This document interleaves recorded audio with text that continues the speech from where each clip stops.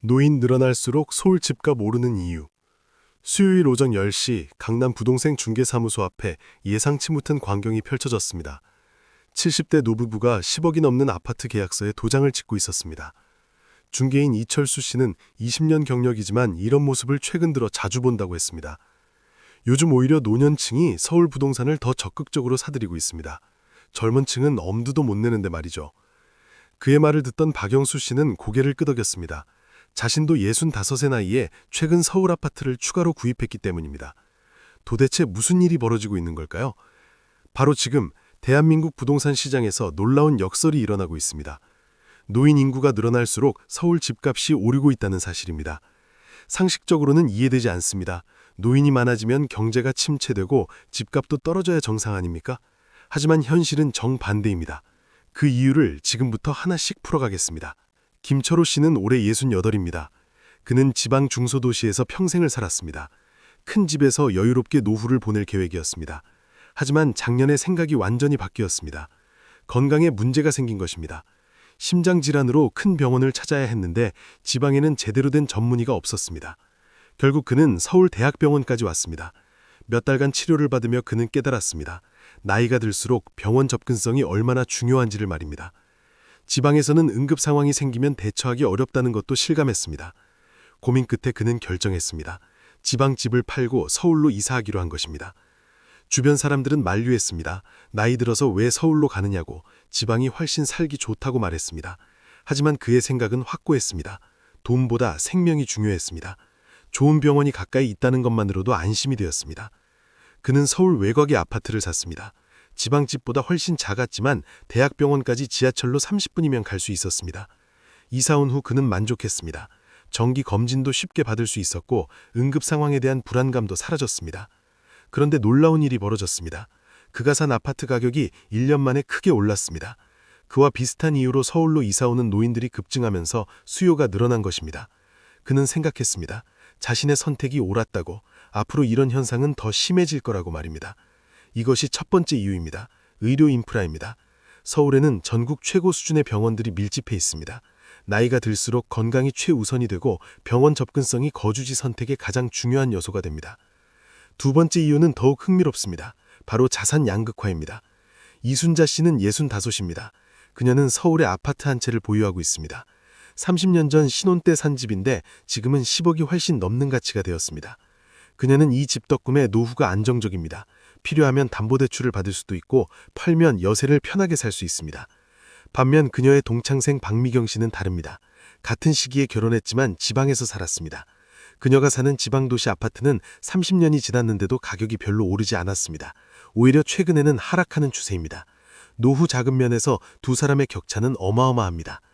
이순자 씨는 최근 놀라운 결정을 했습니다. 보유한 아파트를 팔아서 더 비싼 강남 아파트를 산 것입니다. 왜 그랬을까요? 그녀의 계산은 이랬습니다. 앞으로도 서울, 특히 강남 집값은 계속 오를 것이고 이것이 가장 안전한 노후 자산이라고 판단한 것입니다. 실제로 그녀 주변 노년층 친구들이 비슷한 선택을 하고 있었습니다. 지방이나 외곽에 있던 집을 정리하고 서울 중심부로 자산을 집중시키는 것입니다. 이런 현상이 서울 집값을 더욱 끌어올리고 있습니다. 젊은 세대는 서울 집을 살 돈이 없습니다. 하지만 기존의 서울 부동산을 보유한 노년층은 자산가치 상승으로 더 큰 부를 축적했고 그 돈으로 추가 매입까지 하고 있습니다. 부익부, 빈익빈이 심화되고 있는 것입니다. 세 번째 이유는 교통 인프라입니다. 정수철 씨는 63입니다. 그는 최근 운전을 그만두었습니다. 시력도 나빠지고 반응 속도도 느려져서 위험하다고 판단했습니다. 그런데 문제가 생겼습니다. 그가 사는 지방 소도시는 대중교통이 불편했습니다. 버스는 배차 간격이 길었고 지하철은 아예 없었습니다. 장을 보러 가는 것도 병원에 가는 것도 모든 것이 불편해졌습니다. 택시를 타려니 비용도 만만치 않았습니다. 그는 고민했습니다. 이대로 계속 여기서 살 수 있을까? 더 나이 들면 어떻게 되는 걸까 말입니다. 결국 그는 서울 근교로 이사를 결정했습니다. 지하철역 근처 아파트를 알아봤습니다. 차가 없어도 어디든 갈 수 있는 곳을 원했습니다. 마침 적당한 매물을 찾았고 계약했습니다. 이사 온 후 그의 삶은 크게 달라졌습니다. 지하철로 어디든 갈 수 있었고 버스 노선도 다양했습니다. 운전 걱정 없이 자유롭게 이동할 수 있다는 것만으로도 큰 위안이 되었습니다. 그는 친구들에게도 권했습니다. 나이 들기 전에 대중교통 좋은 곳으로 이사하라고 말입니다. 이처럼 노년층에게 교통 인프라는 매우 중요합니다. 서울은 전국에서 가장 대중교통이 발달한 도시입니다. 이것이 노년층을 서울로 끌어들이는 또 하나의 요인입니다. 네 번째 이유는 문화생활입니다. 윤미경 씨는 60입니다. 그녀는 은퇴 후 삶의 의미를 찾고 싶었습니다. 평생 일만 하다가 갑자기 할 일이 없어지니 공허했습니다. 그래서 취미 생활을 시작했습니다. 미술관도 다니고 공연도 보고 강좌도 듣고 싶었습니다. 하지만 지방에서는 한계가 있었습니다. 좋은 전시회나 공연은 대부분 서울에서 열렸습니다. 배우고 싶은 강좌도 서울에만 있었습니다. 그녀는 자주 서울을 왔다 갔다 했는데 점차 피곤해졌습니다. 그러던 중 남편이 제안했습니다. 아예 서울로 이사 가는 게 어때? 처음에는 망설였지만 점점 그 생각이 현실적으로 느껴졌습니다. 남은 인생을 풍요롭게 살고 싶었고 서울이 그것을 가능하게 해줄 것 같았습니다. 결국 부부는 서울로 이사했습니다. 지방집을 팔아서 서울 작은 아파트를 샀습니다. 집은 작아졌지만 삶은 훨씬 풍요로워졌습니다. 미술관, 박물관, 공연장이 가까웠고 다양한 강좌를 들을 수 있었습니다. 비슷한 관심사를 가진 사람들도 많이 만났습니다. 그녀는 만족했습니다. 단순히 생존하는 것이 아니라 삶을 즐기고 있다는 느낌이 들었습니다. 주변 친구들도 부러워했고 몇몇은 실제로 그녀를 따라 서울로 이사했습니다. 여섯 번째 이유는 자녀와의 근접성입니다. 강민수 씨는 68입니다. 그의 자녀들은 모두 서울에서 직장을 다닙니다. 그는 지방에 혼자 남아 지냈는데 점점 외로워졌습니다. 명절 때나 보는 자녀들이 그리웠고 손주들도 보고 싶었습니다. 게다가 건강이 나빠지면서 불안감도 커졌습니다. 갑자기 쓰러지면 어떡하나, 자녀들이 멀리 있는데 누가 돌봐줄까 걱정이 되었습니다. 결국 그는 결정했습니다.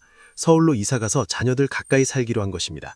서울 집값이 비싸서 자녀들과 같은 동네는 어려웠지만 지하철로 30분 거리의 작은 아파트를 구했습니다. 이사 온 후 그의 삶은 완전히 달라졌습니다. 주말마다 자녀들을 만났고 손주 육아도 도울 수 있었습니다. 무엇보다 안심이 되었습니다. 가족이 가까이 있다는 것만으로도 큰 위안이 되었습니다. 그는 친구들에게도 권했습니다. 혼자 외롭게 지방에서 살지 말고 자녀 가까이로 오라고 말입니다. 여섯 번째 이유는 재산 보전입니다. 최영희 씨는 70입니다. 그녀는 평생 모은 돈을 안전하게 보관하고 싶었습니다. 은행 예금은 이자가 낮았고 주식은 위험했습니다. 고민하던 중 부동산 전문가에게 상담을 받았습니다. 전문가는 조언했습니다. 서울 부동산이 가장 안전한 자산이라고 말입니다. 가격 변동은 있지만 장기적으로는 계속 상승해왔고 앞으로도 그럴 것이라고 했습니다. 무엇보다 서울 부동산은 필요할 때 팔기 쉽다는 장점이 있었습니다. 그녀는 결정했습니다. 보유한 현금으로 서울 아파트를 추가로 구입한 것입니다. 노후 자금을 부동산에 묶어두는 것이 맞는지 고민도 했지만 결국 실행했습니다. 그리고 1년 후 그녀의 선택은 옳다는 것이 증명되었습니다. 아파트 가격이 크게 올랐기 때문입니다. 이처럼 노년층에게 서울 부동산은 단순한 거주지가 아니라 자산 보전의 수단입니다. 나이가 들수록 위험한 투자는 꺼려지게 되고 안정적인 자산을 선호하게 됩니다.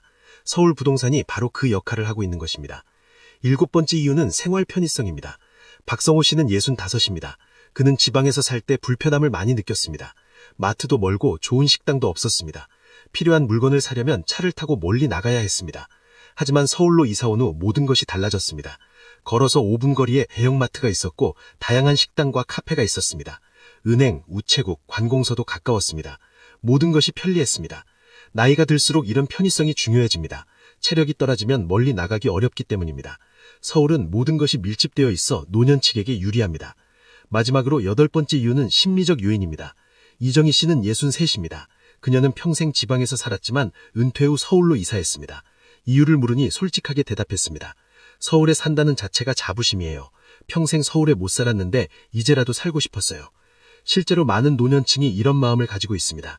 서울은 여전히 대한민국의 중심이고 그곳에 산다는 것은 상징적 의미가 있습니다. 특히 평생 지방에서 산 사람들에게 서울 거주는 일종의 꿈입니다. 이런 다양한 이유들이 복합적으로 작용하면서 노년층의 서울 유입은 늘어나고 있습니다. 그리고 이들은 상당한 자산을 보유하고 있어 서울 집값을 끌어올리는 주요 세력이 되고 있습니다. 역설적으로도 젊은 세대는 서울을 떠나고 있습니다. 집값이 너무 비싸서 감당할 수 없기 때문입니다. 반면 자산을 축적한 노년층은 서울로 몰려들고 있습니다. 이것이 현재 벌어지고 있는 기현상입니다. 앞으로 이 현상은 더 심해질 것입니다. 베이비붐 세대가 본격적으로 은퇴하면서 서울로 이동하는 노년층은 더욱 늘어날 것입니다. 그들은 부동산 가격 상승의 혜택을 받은 세대이고 그 자산으로 서울 집을 살 여력이 있습니다. 반면 젊은 세대는 점점 더 서울에서 밀려날 것입니다. 소득은 정체되어 있는데 집값은 계속 오르기 때문입니다.